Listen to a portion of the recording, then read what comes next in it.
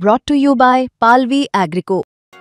पालवी ॲग्रिको, भारताचा पहिला AI तंत्रज्ञानावर आधारित B2B आणि B2C ई-कॉमर्स प्लॅटफॉर्म. शेतीसाठी जे काही लागणार थेट तुमच्या बांधावर पोहोचणार, मोबाईलच्या एका क्लिकवर.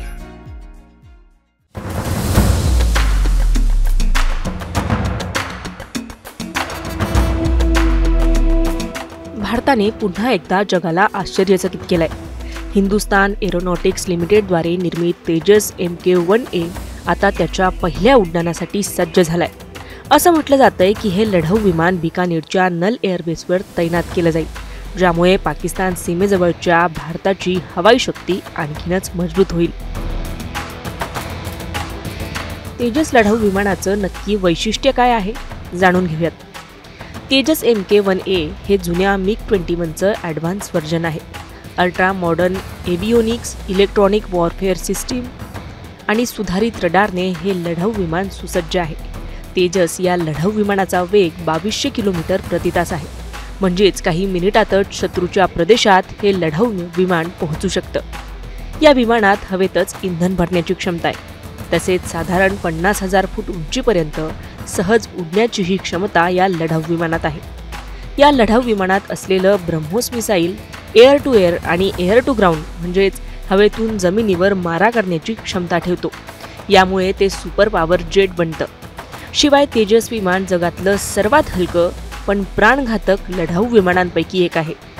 तेजस MK-1A हे 65% स्वदेशी विमान आहे. MiG-21 या विमानाची जागा आता तेजस MK-1A घेणार आहे.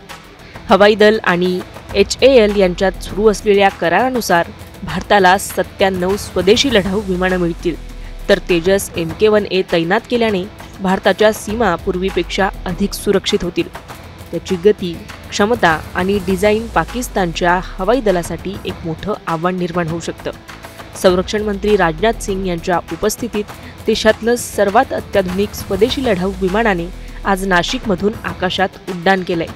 पाहुयात नाशिकमधून रिपोर्ट. अमेरिकन इंजिन जर सोडलं तर हे पूर्णपणे स्वदेशी बनावटीचं पहिलं लढाऊ विमान आहे, जे वजनाने अत्यंत हलकं आहे. राफेल सारखं किंवा सुखोई सारखं हे जड नाहीये. त्यामुळे या विमानाला डिमांड जास्त राहणार आहे.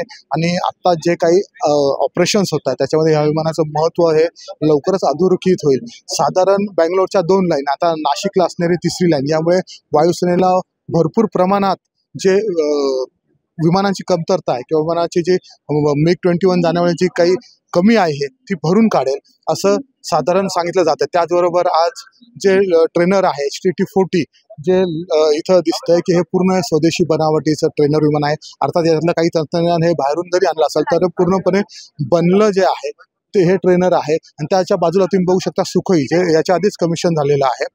तर साधारण जी प्रतीक्षा होती वायुसेनेची ती संपली आहे आणि नाशिक HAL वर्षाला 8 ते 12 लढाऊ तेजस विमानं देईल अशी अपेक्षा वायुसेनेला आहे. प्रवीण ठाकरे, नाशिक. प्रवीण ठाकरे सोबत मुंबई तक, ब्युरो रिपोर्ट, नाशिक.